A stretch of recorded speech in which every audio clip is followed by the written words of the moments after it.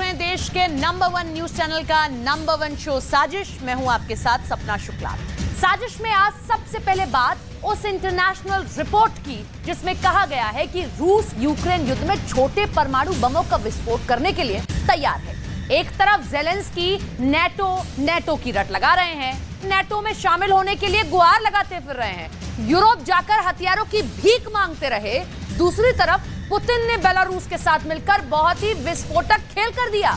Ukraine के साथ साथ यूरोप को अपने परमाणु घेरे में ले रखा है।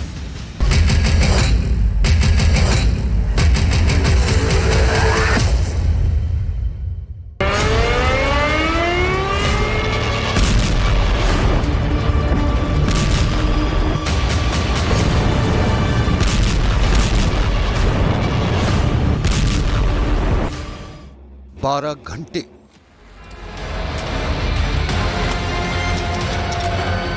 24 घंटे 48 घंटे या फिर 72 घंटे के अंदर क्या बहुत बड़ा युद्ध होने वाला है? क्या दुनिया में दूसरी बार परमाणु युद्ध को अंजाम देने का खाका खिंच गया है? क्या रूस यूक्रेन युद्ध में छोटे परमाणु बमों का विस्फोट करने के लिए तैयार है? क्या जैसे दूसरे विश्व युद्ध का अंत बड़े परमाणु बम के धमाके से हुआ था, वैसे ही यूक्रेन युद्ध का अंत छोटे परमाणु बम के विस्फोट से होने वाला है?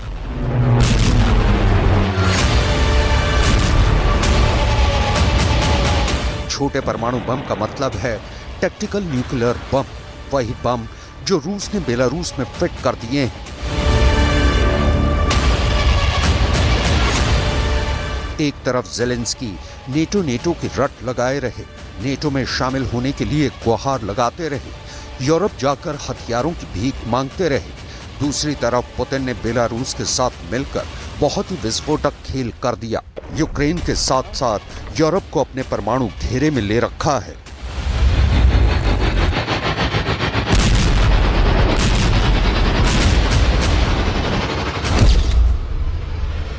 रूस में छोटे बड़े सभी तरह के परमाणु बम तैनात हैं। रूस के परमाणु बम बेलारूस में एक्टिव हो गए हैं। रूस के टैक्टिकल न्यूक्लियर बम क्राइमिया में लगे हुए हैं। रूस के परमाणु हथियार काला सागर में मौजूद हैं। रूस के परमाणु बम बाल्टिक सागर में भी होने का दावा है। रूस की तरह ही कलिनिनग्राद में भी छोटे बड़े सभी तरह के परमाणु हथियार लगे हुए हैं। अगर अपने इस न्यूक्लियर गेम को पुतिन ने अंजाम तक पहुंचाया तो पूरे यूरोप का गेम ओवर हो सकता है। अगर ऐसा हुआ तो दुनिया ऐसा धमाका देखेगी, ऐसी तबाही की गवाह बनेगी, ऐसा खौफनाक मंजर पूरी पृथ्वी पर छा जाएगा जिसकी बराबरी हिरोशिमा और नागासाकी में हुए परमाणु धमाके मिलकर भी नहीं कर पाएंगे।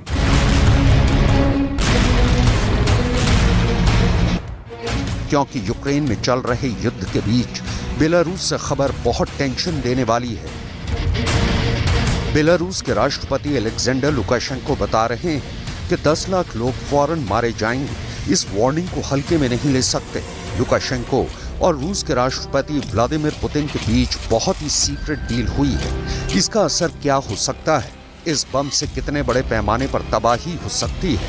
लुकाशेंको की बात बहुत गौर से सुनिएगा। वो बता रहे हैं कि अगर रूस को बम का इस्तेमाल करना पड़ा, यानी उससे धमाका हुआ, तो 10 लाख लोग फौरन मारे जाएंगे, जबकि हिरोशिमा में तो सिर्फ 80,000 लोग मारे गए थे। Одного удара, а это одна бомба в 3 раза мощнее.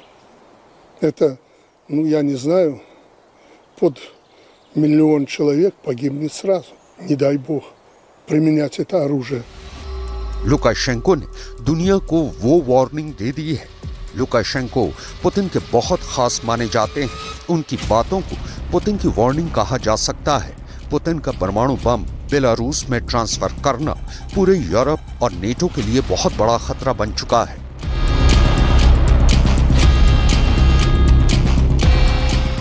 अब जब ये बात साफ है कि रूस के टैक्टिकल न्यूक्लियर वेपन बेलारूस पहुंच चुके हैं, तो सवाल उठता है कि क्या अब यूरोप में परमाणु युद्ध होने वाला है? ये ऐसे बम है जो अगर फटे तो 1945 में हिरोशिमा और नागासाकी पर गिराए गए एटम बम से 3 गुना ज्यादा खतरनाक साबित होंगे। रूस की तरफ से परमाणु हमले के सिग्नल मिलने शुरू हो गए हैं। फ्रंट लाइन पर मौजूद पुतिन के एक बहुत बड़े करीबी ने बहुत ही बड़ा इशारा किया है। सिग्नल ये कि यूक्रेन पर अब टैक्टिकल न्यूक्लियर बम से हमले का टाइम आ गया है।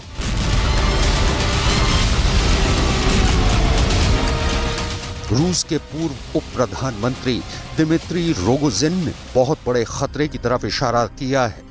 दिमित्री रोगोजिन का कहना है कि पुतिन के पास अब यूक्रेन में टैक्टिकल न्यूक्लियर हथियारों के इस्तेमाल करने के अलावा कोई विकल्प नहीं बचा है। Но в целом надо сказать, что в соответствии с нашей доктриной мы имеем полное право на применение тактического ядерного оружия, потому что как раз оно для этого и существует, этот великий уравнитель, для того момента, когда явное будет несоответствие в силах и средствах обычных вооружений в пользу противника. Поэтому наилучшим методом для того, чтобы разрушить его наступление, применить ТЯО с понятными, конечно, последствиями. Но другого варианта, мне кажется, на сегодняшний момент и нет. सेना की वर्दी पहने और हाथ में असॉल्ट AK-47 लिए दिमित्री रोगोजिन कोई आम शख्स नहीं है। ये रूस के उप प्रधानमंत्री रह चुके हैं, रूस के अंतरिक्ष एजेंसी के प्रभारी रह चुके हैं, पुतिन के काफी करीबी माने जाते हैं। पिछले साल तक दिमित्री रोगोजिन रूस की समृद्ध अंतर महाद्वीपीय बैलिस्टिक मिसाइल के परीक्षण टीम के इंचार्ज रह चुके हैं।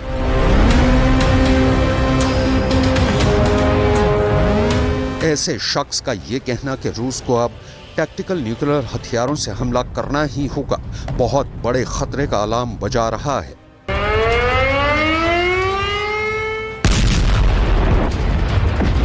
क्या होगा जब रूस की न्यूक्लियर फोर्स यूक्रेन पर टैक्टिकल न्यूक्लियर हथियारों से हमला बोल देगी? टैक्टिकल न्यूक्लियर बम से लैस रूस की परमाणु मिसाइल ठीक ऐसे ही धुआं उड़ाती आसमान में आग लगाती अपने लक्ष्य की ओर बढ़ चलेगी। परमाणु बम से लैस मिसाइलें जहां गिरेंगी वहां सर्वनाश का शोर गूंज उठेगा।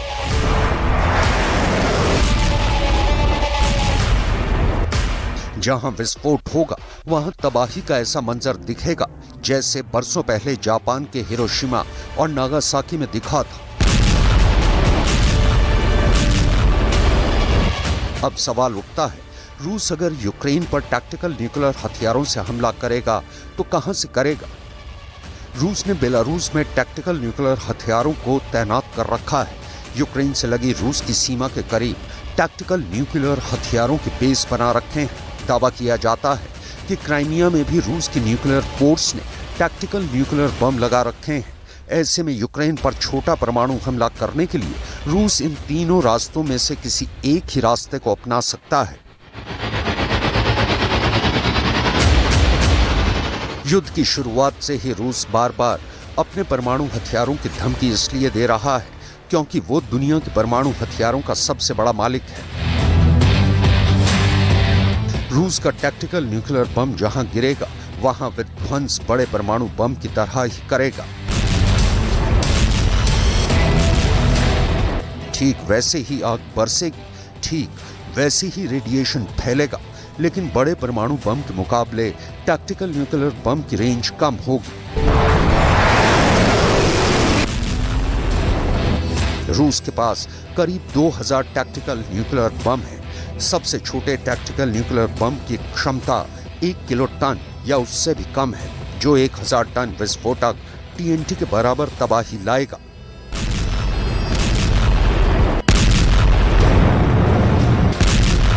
दावा किया जा रहा है कि रूस इसलिए भी टैक्टिकल न्यूक्लियर बम को फोड़ने का फैसला ले सकता है क्योंकि उनका ये कदम एक तरफ यूक्रेन की हिम्मत को तोड़ देगा तो वहीं दूसरी तरफ अमेरिका तक भी सीधा और कड़ा संदेश पहुंच जाएगा, क्योंकि रूस ने क्रेमलिन पर अटैक के पीछे सीधे सीधे अमेरिका को जिम्मेदार ठहराया है।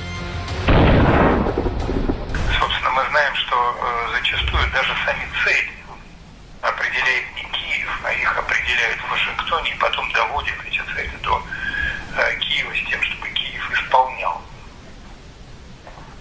Не каждый раз Киеву дают и право в выборе средств. Это тоже зачастую диктуют из-за океана. Мы это хорошо знаем и отдаем себе в этом отчет. टैक्टिकल न्यूक्लियर हथियार वो बला है जिसे जंग के मैदान में एक खास इलाके में दुश्मन के किसी ठिकाने को तबाह करने के हिसाब से बनाया जाता है। मतलब ये कि टैक्टिकल न्यूक्लियर हथियार बड़े इलाके को खतरा नहीं पहुंचाते, क्योंकि टैक्टिकल न्यूक्लियर हथियार साइज में छोटे होते हैं और उनकी रेंज भी कम होती है। उनकी रेंज 600 किलोमीटर से ज्यादा नहीं होती। कहा जाता है कि टैक्टिकल न्यूक्लियर हथियार चलाने में भी आसान होते हैं।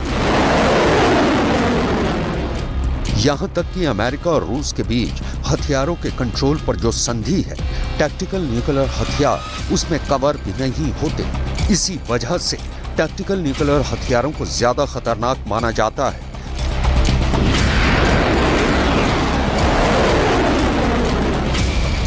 रूस के मैप पर आप जो ये लाल रंग के पॉइंट देख रहे हैं, वहां रूस ने अपने टैक्टिकल परमाणु हथियार जमा कर रखे हैं। ये रूस के कुल 12 टैक्टिकल परमाणु हथियार के गोदाम की पक्की लोकेशन है।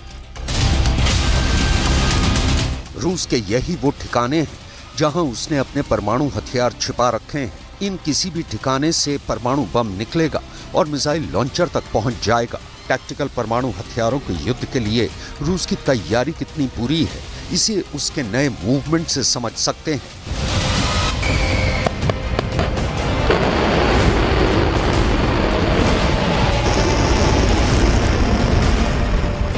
काला सागर में रूस की नौसेना ने नवरोसिस्क बेस से अपना सबसे बड़ा जंगी जहाज प्योत्र मर्गुनोव काला सागर में भेज दिया है।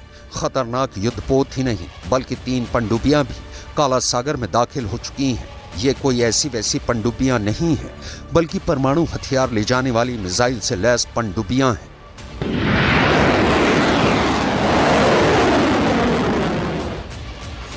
ऐसे में अगर पुतिन यूक्रेन पर टैक्टिकल परमाणु हथियारों से हमला करते हैं तो ये जंग कीव और मॉस्को तक ही सीमित नहीं रहेगी।